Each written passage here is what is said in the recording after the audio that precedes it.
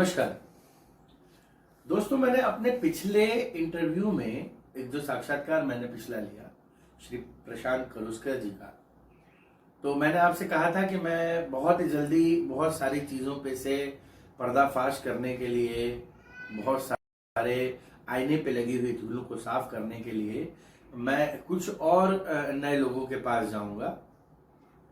तो मैं ऐसी दो विशेष शख्सियत के पास आया हूं जिन्हें सामाजिक तौर पे तो लोग पहचानते ही हैं, पर बाहर के दृष्टिकोण से देखा जाए तो उज्जैनी ही नहीं वरन पूरे मध्य प्रदेश में जिन्होंने अपना नाम कमाया है, और काफी अच्छी बात है। परंतु क्या होता है ना कि कई लोग जब बहुत अच्छा काम करने लग जाते हैं, बहुत ज्यादा अच्छा काम करने लग जाते हैं, तो उन पर जो है क्रिटिसाइजेशन की या कह सकते हैं कि नकारात्मकता का प्रभाव भी उनके साथ साथ चलता जाता है। तो आइए, मेरे साथ हैं महाराष्ट्र समाज उज्जैनी के पूर्व कोषाध्यक्ष श्री जयंत तेलंग जी और पूर्व सचिव श्री भूषण नाइक जी।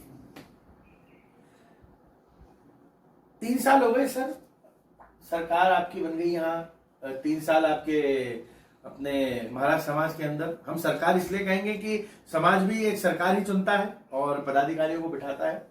तो मुझे ऐसा लगता है कि 3 साल में समाज ने बहुत नाम कमाया। मैंने सुना कि बहुत सारा काम किया, बहुत सारे नाम कमाया, ऐसा लगता है आपको? 3 साल में क्या नाम कमाया है और क्या अचीवमेंट है इनका, ये सारी पब्लिक को मालूम है। उज्जैन की इन्होंने क्या करा है, क्या नहीं करा है, ये सारी चीजें लोगों के जहन में है। 3 साल पहले समाज की क्या सिचुएशन थी, क्या स्थिति थी, ये भी लोग बाग देख चुके हैं, और इन 3 सालों में क्या हुआ है ये भी लोगों को पता है। 3 साल में ऐसा कुछ भी नहीं हुआ है, ये मैं इसलिए कह रहा हूं क्योंकि मैं समाज का एक सक्रिय सदस्य हूं और आजीवन सदस्य हूं। एक सबसे बड़ी बात है कि 2 वर्ष तो बड़े पैंडेमिक हमारे निकले, बहुत मुश्किल से निकले। सर, कहीं ऐसा नजर आया कि महाराष्ट्र समाज ने किन्हीं 100 लोगों को सिलेंडर अवेलेबल करवा दिए, किन्हीं 50 लोगों को बेड अवेलेबल करवा दिए, किन्हीं 60 लोगों को रेमडेसिविर अवेलेबल करवा दी? कहीं ऐसा आता है नजरिए में आपके हिसाब से? मेरा ये मानना है कि समाज नाम के लिए नहीं करता, पर काम के लिए तो काम करता है ना, अपने लोगों के लिए, अपने परिजनों के लिए, अपने समाज हित में, अपने समाज के लोगों के लिए कुछ ऐसा हुआ? क्योंकि मुझे ऐसा लगता है कि महाराष्ट्र समाज भी इन सब चीजों से अछूता नहीं रहा होगा। बहुत सारे अच्छे अच्छे लोग हमने महाराष्ट्र समाज के, बढ़िया बढ़िया लोग, अच्छे अच्छे कलाकार, जैसे कुरान भाऊ है हमारे, ऐसे परिवारों को हमने देखा है कि वो पैंडेमिक समय में उनके साथ कोई भी नहीं था, है ना। मेरा ये मानना है, मैं इस वीडियो के माध्यम से ये बताना चाहता हूं समाज के पदाधिकारियों को कि वो समय ऐसा था कि सारी चीजें भूल करके आपको हर एक उस सामाजिक व्यक्ति के साथ खड़े रहना था। मैंने सुना कि बहुत गाने गा रहे थे लोग, गोल्डन माइक लेके आप गाने गा रहे हैं, एंजॉय कर रहे हैं, अपने अपने घरों में बैठे हुए थे। पर अन्य कहीं समाजों में तो बहुत इस बात की चिंता थी और उन्होंने काम किया। मेरा एक ही प्रश्न है कि जो आज आपके ऊपर आरोप लगाए गए हैं, उस समय भी यही काम चल रहा था। तो पैंडेमिक समय में आरोप लगाना ठीक था कि काम करना ठीक था? उस समय इनके पास काम करके दिखाना जरूरी था कि नहीं? जाहिर है कि जब पेंडेमिक जैसी सिचुएशन आई थी तो समाज ने हर आदमी के पीछे खड़े होना चाहिए था। इस समाज की कार्यकारिणी ने ऐसा, मेरे नॉलेज में ऐसा कोई काम नहीं किया कि जिनका नाम हो। आप गलत, आपको एक बार टोकूंगा बीच में। भूषण नाइक जी, मैं आपको बताऊं, हमने मास्क बांटे हैं जी, हमारे समाज ने, जी, और ये बहुत बड़ा काम किया शायद, मुझे ऐसा लगता है। जी। एक हमारे यहाँ महाराष्ट्र समाज में दीदी हैं, उन्होंने घर पे मास्क बना के और बांटे थे। और इसके अलावा मैं बहुत आभारी हूँ देशमुख हॉस्पिटल का कि उन्होंने महाराष्ट्र समाज के संबंधित जितने भी मराठी लोग हैं, वो मेरे को क्लियरली बोलते थे कि भाई किसी भी आदमी को यदि आपको एडमिशन चाहिए विथ ऑक्सीजन, विदाउट ऑक्सीजन, वह उन्होंने सहयोग किया है। और मैं आपके चैनल के माध्यम से उनको धन्यवाद देता हूं कि उन्होंने हर महाराष्ट्रियन को सहयोग किया और जहां तक हो सके उनको बेड का प्रोविज़न, ऑक्सीजन का प्रोविज़न किया। जो ये महाराष्ट्र समाज को करना चाहिए था वो एक महाराष्ट्रियन आदमी ने किया, और ऐसे श्रीपाद देशमुख जी का हम आभार प्रकट करते हैं। आपके साथ तो एक इसलिए सबसे बड़ी बात मैं कहना चाहूंगा, आपने अपने परिवार का एक व्यक्ति खोया है जी और आप इस चीज को सबसे अच्छी तरीके से जानते हैं। जी वो समय सभी के लिए बहुत ज्यादा परेशानी वाला था। मुझे ऐसा लगता है कि ऐसे समय में पैसे से ज्यादा संबंधों पर लोगों ने काम किया। बिल्कुल सही है। बिल्कुल। मैंने भी, हम लोगों ने, वो समाज से जुड़े हुए व्यक्ति हैं जो अपने साथ में रहे हैं, उनको कई, हाँ, घर पे बैठ के फोन पे कांटेक्ट करके डॉक्टर से उनको वहाँ पे अपन ने बेड दिलवाए हैं, हॉस्पिटलाइज करवाया है, ऑक्सीजन की जरूरत, ब्लड की जरूरत, ये सारी आपूर्ति अपन ने घर बैठ के करी है, क्योंकि बाहर निकलना मुश्किल था। और हमारे ही समाज का एक सौरभ गर्गे जो है, वो पहला लॉकडाउन था उस समय भी फूड पैकेट उसने बांटे हैं, और सेकंड लॉकडाउन में भी उसने लोगों को फूड पैकेट बांटे हैं, सब ये कार्य किया है। बहुत बढ़िया बात है कि हम समाज के साथ भले ही ना रहे, लेकिन हमने अपने अपने स्तर पर, जैसा आप बता रहे थे, तो मैं आपको बताना चाहूंगा कि श्रीमती शैलजा गोलवलकर जो हमारे खास समाज की हैं, उन्होंने कम से कम मास्क जो घर पे है बना लाखों लोगों को मदद की, और कह सकते हैं लाखों लोगों को इसलिए मदद की कि एक व्यक्ति अगर मास्क लगा लेता है तो वो उस चेन को बनने से रोकता है, इसलिए लाखों लोगों को मदद की। जी बिल्कुल। मैं ये नहीं कह रहा हूं कि 1 लाख मास्क उन्होंने बना दिए, क्योंकि क्या होगा कि इस इंटरव्यू को देखने के बाद में लोग मेरे शब्दों पे ज्यादा ध्यान देंगे, इस इंटरव्यू के महत्व को नहीं समझेंगे। तो मेरा ये निवेदन है कि मेरे शब्दों की उस जो कहते हैं ना, बोलने का जो तरीका होता है, जो सब शब्दों को चलाने का तरीका होता है, उस पे ना जाए। मैं जिस बात पर आपको लेके आना चाहता हूं, जो मुख्य मुद्दा है हमारा, वो ये है कि क्या इन 3 वर्षों में हमने ये नहीं किया और तुमने ये किया, तुम दगाबाज निकले सनम। यही मुझे लगता है कि स्लोगन आप लोगों के लिए ठीक था। बिल्कुल सही है ना, हमने कुछ नहीं किया पर तुम दगाबाज और धोखेबाज निकले सनम। तो आपने ऐसा प्यार का वादा क्यों किया उन लोगों से जब कुछ कर नहीं पाए? क्या ये मुस्कुराहट कह सकती है, लेकिन हम कुछ प्रूफ्स के साथ यहाँ पर हैं। मैं, क्योंकि सबसे बड़ा दायित्व होता है कोषाध्यक्ष का, और कोषाध्यक्ष इट मीन्स आप सभी जानते हैं, अभी दीपावली कुछ दिनों पहले गई है, हमारे कोषाध्यक्ष धन कुबेर देवता होते हैं, और कोषाध्यक्ष से मतलब ये है कि उसके पास समाज का वो सब कुछ लेखा जोखा होता है, जो आना है, जो जाना है और जो बचना है, ये तीनों स्वरूपों में। तो मुझे ऐसा लगता है कि जो ये कह रहे हैं कि 4 लाख रुपए और वो आपने गबन कर लिए, कोषाध्यक्ष महोदय ने एक कोई जो वहां पर बुकिंग का एक माध्यम था यात्रा, उसका जो पूरा पैसा है वो आपके अकाउंट में चला गया, और कुछ ऐसा कुछ एक नया बना दिया। मुझे ऐसा लगता है पढ़ा लिखा समाज और सभ्य समाज इन मुद्दों को आपस में बैठ के भी तय कर सकता है। बिल्कुल सही है। बिल्कुल कर सकते हैं। बिल्कुल सही है। इस संबंध में जांच समिति हुई थी, जांच समिति ने हमको कुछ बिंदु दिए थे, उसका हमने उत्तर दिया। अभी बीच में एक और जांच समिति हुई, अंतिम जांच समिति, उन्होंने भी जो बिंदु दिए थे उसका भी हमने उत्तर दिया। हमने ये भी कहा कि इस संबंध में यदि कुछ मिलना हो तो हम मिल बैठ के बात करेंगे, और हमारे वरिष्ठ जनों ने भी इस मैटर में प्रयास किया था कि सब जने बैठ के बात करें और ये सारी चीज़ें क्लियर करें। और बावजूद इसके हमारे को किसी ने कुछ बुलाया नहीं, करा नहीं, और हमारे जो पत्र हैं वो हमने हर चीज़ सबूत के साथ दी है। हमने केवल कुछ ही आरोप लगाए हैं, लेकिन वो जितने भी आरोप लगाए उसके लिए हमने सबूत दिया है।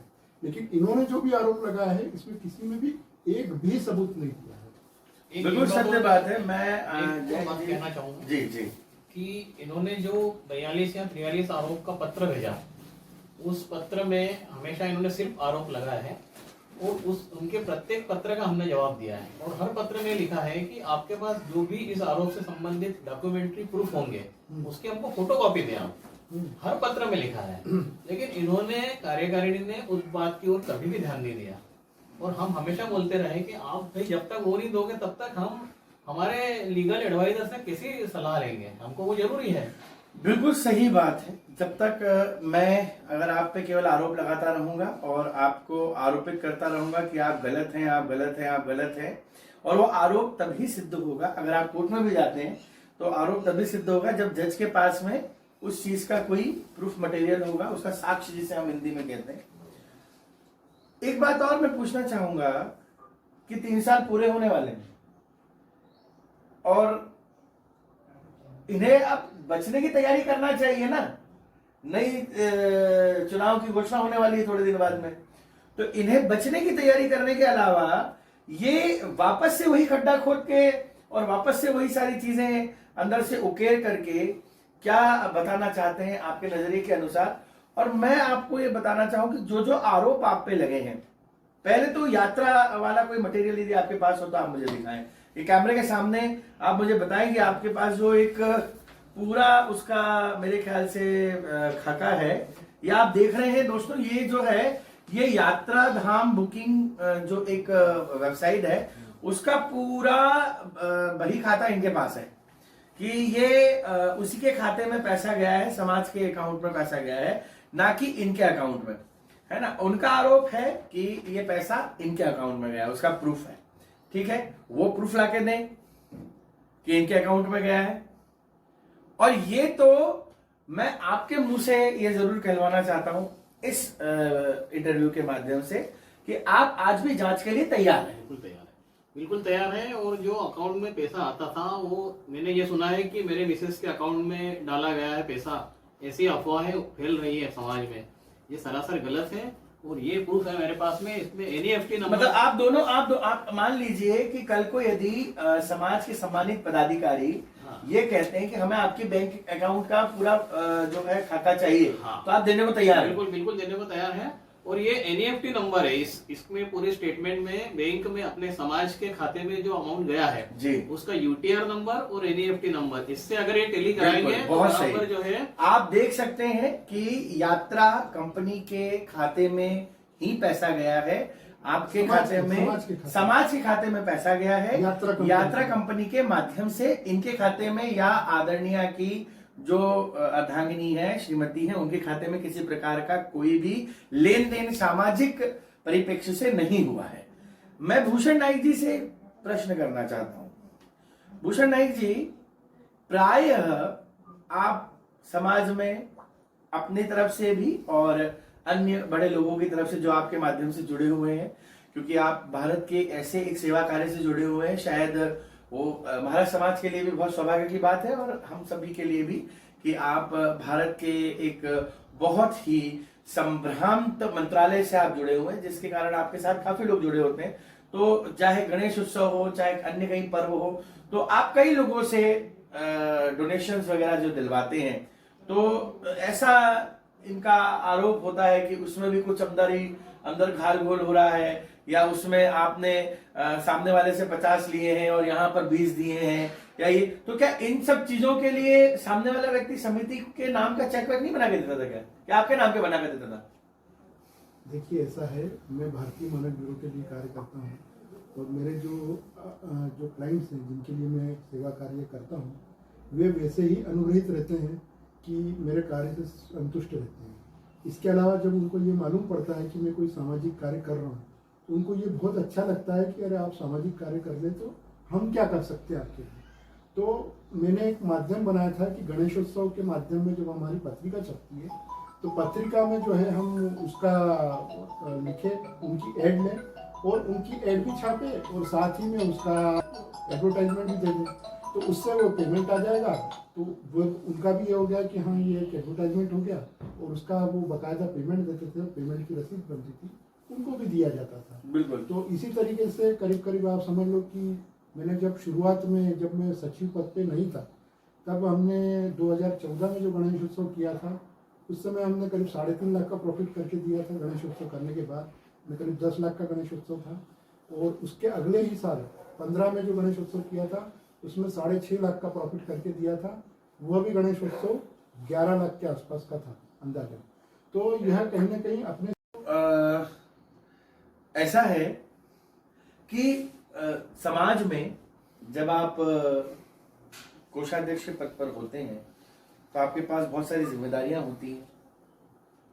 आप क्योंकि खजांची हैं, और खजांची की पहचान है कि उसके खजाने को रखने के लिए ताबूत भी दिया जाता है। तो अब तो ताबूत वाला समय चला गया, तो ऐसी कुछ अलमारियां आपके पास होंगी जिसमें आप डॉक्यूमेंटेशन रखते होंगे। और बीच में इस प्रकार की कोई हरकत हुई थी कि आपकी अनुपस्थिति में उस अलमारी को जो है किसी ने हाथ लगा दिया और उस अलमारी के जो अंदर जो अवशेष पड़े हुए थे, मान लीजिए जो जानकारी देना चाहते हैं आप वीडियो के माध्यम से कि बहुत सारी चीज़ें गोपनीय होती हैं जो समाज के पदाधिकारियों में ही होती हैं, परंतु जब कोई भी व्यक्ति इस प्रकार का कृत्य करता है कि वो किसी अन्य के कार्य में हस्तक्षेप करे, तो उस बिहाफ में जब उन्होंने ये कहा कि ये अलमारी को हमने जो है हाथ नहीं लगाया या इस अलमारी को जो तोड़ने का आपने हम पर आरोप लगाया गलत है, परंतु आपका ऐसा मानना है, मैं अपने दर्शकों को बताना चाहूंगा कि आपके पास में उस चीज का भी प्रूफ है। फिर वही बात आ रही है कि आप किसी भी आरोप प्रत्यारोप किसी भी प्रकार का लांछन लगाने के पहले प्रूफ यानी कि किसी भी चीज का साक्ष्य अपने पास यदि मजबूत रखते हैं तो आपको किसी भी प्रकार से डरने की, भयभीत होने की आवश्यकता नहीं है।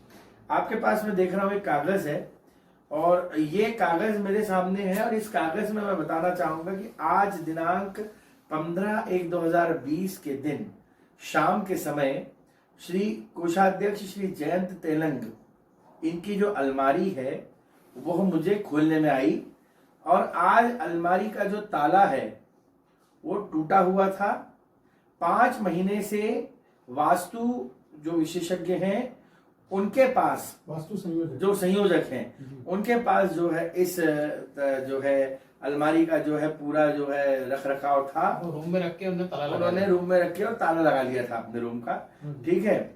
और इसमें जो है कुछ दस्तावेज थे जो कि आदरणीय जयंत तेलंग जी द्वारा अपने पद के मुक्त होने के समय पर, जैसा कि नियम है जब कोई प्रधानमंत्री बदलते हैं तो वो अपना चार्ज देके जाते हैं, जब कोई राष्ट्रपति बदलते हैं तो अपना चार्ज देके जाते हैं, इसी प्रकार से जब चार्ज हैंडओवर किया जाता है, आंग्लीय भाषा में बता रहा हूं, तो उसकी सारी चीजों का एक रख रखाव, आजकल तो कंप्यूटराइजेशन हो गया है, पर पहले के समय में जो चला आ रहा है वो शायद आज भी वही परंपरा है कि एक कागज बनाया जाता है, उस पे जो चीजें छोटी सी छोटी आलपिन भी यदि उसमें रखी हुई है तो उसकी जानकारी हुई, तो उसमें महाराज समाज की पासबुक है या जो समाज सब, मैं इसलिए नहीं पढ़ूंगा क्योंकि ये गोपनीय है और ये शायद मेरे ख्याल से समाज के लोगों तक जाए ये बात, ये कि उसमें क्या क्या रखा हुआ है, इन सब चीजों से आपको कोई मतलब नहीं। केवल ये मतलब है कि इतना सब कुछ होने के बाद भी बिना अनुमति के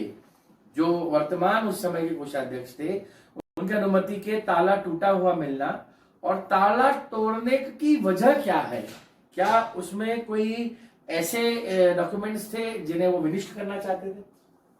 हाँ, ऐसा हुआ है कि जब मैं चार्ज देने गया, चाबी मेरे पास थी लेकिन अलमारी जो थी वो एक रूम में बंद थी और उसकी अलमारी की चाबियां वास्तु संयोजक जो हुआ करते थे उनके पास में थी। तो पिछले 5 महीने से, मतलब उस वक्त से 5 महीने पहले से उन्होंने अलमारी अपने कस्टडी में रखी थी। जब मैं उनको चार्ज देने वहाँ बुलाया और हम लोग अंदर गए तो अलमारी के ताले सब खुले हुए थे, मेरे इसमें के डॉक्यूमेंट जो है अस्त व्यस्त पड़े हुए थे। फिर मैंने उनको बताया कि भाई ये सब खुला हुआ है, आपको ये लिख के देना है। तो बोले सर आप जैसा भी चाहे आप लिख लें, खुला है तो खुला अपन लिखेंगे कि अलमारी खुली थी, उस पर मैं साइन करूंगा। तो इस डॉक्यूमेंट में जो है उनके खुद के जो वर्तमान कोषाध्यक्ष है समाज के, उनकी भी साइन भी है इसके ऊपर और ये ऊपर लिखा हुआ है पूरा की आज अलमारीचा ताळा तुटलेला होता आणि गेल्या 5 महिन्यापासून वास्तु संयोजक यांनी अलमारी आपल्या ताब्यात ठेवून खोलीला कुलूप लावून दिले होते। इसके ऊपर उन्होंने साइन करे हुए हैं।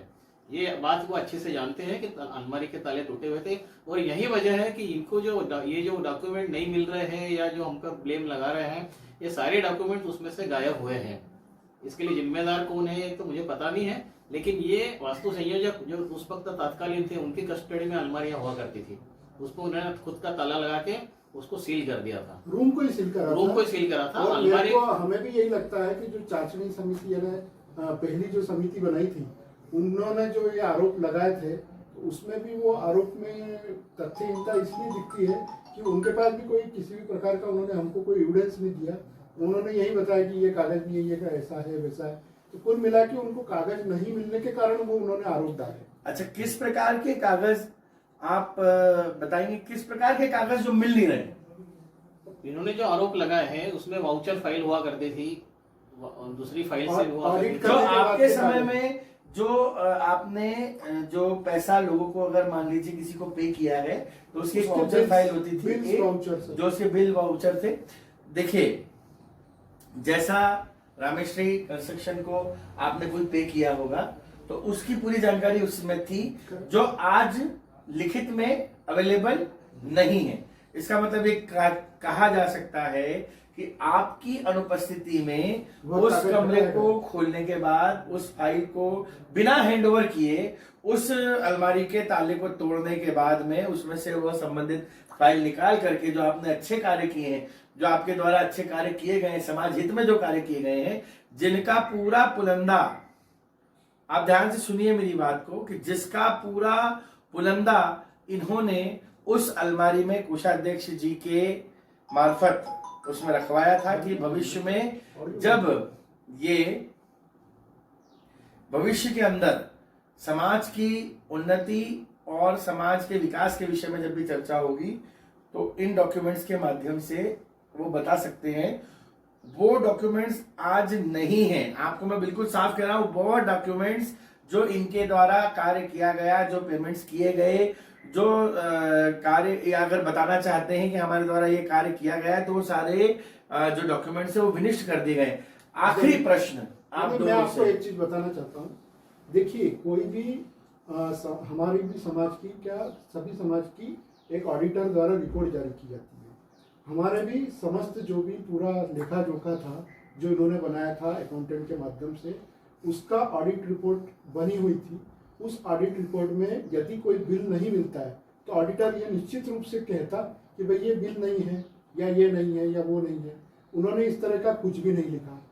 मजे की बात यह है कि उसी ऑडिट रिपोर्ट में वर्तमान कोषाध्यक्ष जो हैं उनके अगेंस्ट हमने 1,29,800 रुपये की बकाया निकाली। वो ऑडिटर रिपोर्ट में ऑडिट ने उस चीज को देखा और देखने के बाद वो चीज उन्होंने ऑडिट रिपोर्ट में डाली भी, और इन्होंने वह राशि पेमेंट न करके एक साधारण सभा जो कि माध्यम बना ली इन्होंने। 2300 लोगों में से केवल मात्र 100 या 80 लोग आते हैं और ये इनके ही लोग होते हैं, और उनको उपयोग करके वो राइट ऑफ करा दी। 1,29,800 रुपये इनको जो लेना था समाज को, वह इन्होंने राइट ऑफ करा लिया। तो कुल मिला के यह एक ऐसा भी चीज है कि आप पद पे बैठ के उसका दुरुपयोग करके और यह सब चीजें अपने ऊपर लगा हुआ आर्थिक आरोप हटा रहे हो, और यह तिलमिला के लगाया हुआ आरोप है। जब अपने ऊपर आरोप लगाया तो अब इनके ऊपर कुछ आरोप निकालो। लेकिन गलती इन्होंने यहाँ करी है कि ऑडिट रिपोर्ट में हमारे खिलाफ ऐसा कोई भी मैटर नहीं है कि इतना पैसा लेना है या है कहीं भी। और इसके बाद में अभी 3 ऑडिट रिपोर्ट और हो चुकी है। 2 साल की ऑडिट हो गई है, तीसरी हो गई है ये जो अभी छप के आई है। तो यदि वह आरोप रहता या वह पैसा हमारे ऊपर पेंडिंग रहता तो इस साल भी आता वो। तो कुल मिला के टेक्निकली यह पूर्णतः गलत है कि ये पैसा लेना है। ये कहीं ना कहीं चाचणी समिति को व्यवस्थित कम्युनिकेट नहीं किया गया, उनको सहयोग नहीं किया गया, उनको पेपर नहीं दिए गए, जिसके कारण यह समस्या आ रही है। और हम जो चाचणी समिति के प्रमुख है आदित्य नारायण जोशी, उनको व्यक्तिगत रूप से मिल चुके हैं और फोन पे बता चुके हैं कि आप हमें बताइए। और ये सारे डॉक्यूमेंट जो अपने पास रखे हुए हैं कि फोटोकॉपियां भी हम एक्चुअली उनको सबमिट कर चुके हैं। और हमने जो 1,29,800 का आरोप लगाया उसको मैं सबूत के दिया हमने कि ये सबूत है, और उस चीज को स्वीकारा गया, तभी ऑडिटर ने वो बातें लिखी। बिल्कुल सत्य बात है। हम अपनी बात को खत्म करने के पहले केवल इतना ही चाहेंगे कि तराजू के दोनों ओर कौन सच है कौन झूठा, इसका फैसला करने वाला मैं नहीं और इसका फैसला करने वाले आप भी नहीं हैं। इसका फैसला करने वाले आने वाली जनरेशन का वो युवा है, आने वाली जनरेशन का वो समाज का व्यक्ति है जो आने वाले 3 साल के लिए नई संस्कार बनाने जाएगा। जी, ध्यान रखिएगा, ऐसे लोगों को चुनिएगा जो काम करें, जो समाज का विकास करें, जो समाज के हितों में काम करें। मेरा आपसे निवेदन है कि अभी भी हमारे पास समय है। हम एक शिक्षित समाज से हैं। हमारा समाज जो जाना पहचाना जाता है उस प्रथम महिला डॉक्टर के नाम से जिसे लोग आनंदी गोपाल कहते हैं। हमारा समाज जाना जाता है उस सम्मानित महिला वर्ग के लिए जिन्होंने सबसे पहले घरों से निकलकर नौकरी करना शुरू की। हमारा समाज जाना जाता है उन सभ्य कला साधकों के लिए जिन्हें हम लता ताई मंगेशकर कहते हैं, उन खिलाड़ियों के लिए जिन्हें हम सचिन तेंदुलकर कहते हैं। मेरा आपसे हाथ जोड़ करके निवेदन है कि अभी भी समय है, समाज के वरिष्ठ लोग जिन तक ये वीडियो पहुंचे, आइए हम सब एकजुट हों, एकजुटता के साथ बैठें और एक बड़ी सभा करके या एक अच्छी सी सभा करके इन सारे विषयों पर बैठक करके इसका निराकरण निकालें। किसी को समाज से बाहर निकालना या किसी को भी समाज के चुनाव में खड़े रहने या न खड़े रहने के लिए बाध्य करना या अबाध्य करना, ये मुझे लगता नहीं कि समाज कोई बहुत बड़ा कार्य कर रहा है। इससे समाज की एक जो है छवि वो धूमिल हो रही है। आइए हम शिक्षित हैं, हम समझदार हैं, हम लोगों के लिए वो हस्ताक्षर बने। आइए हम सब मिल करके समाज के अच्छे और उच्च विकास के लिए सोचें। और देखिए, जरूर जब आप इस बारे में सोचेंगे तो मैंने जैसा कहा कि तराजू के दो पलड़े हैं, तो आप खुद समझ जाएंगे कि सच का पलड़ा कौन है और झूठ का पलड़ा कहां पर है। धन्यवाद, बहुत बहुत धन्यवाद। आप दोनों को बहुत बहुत धन्यवाद।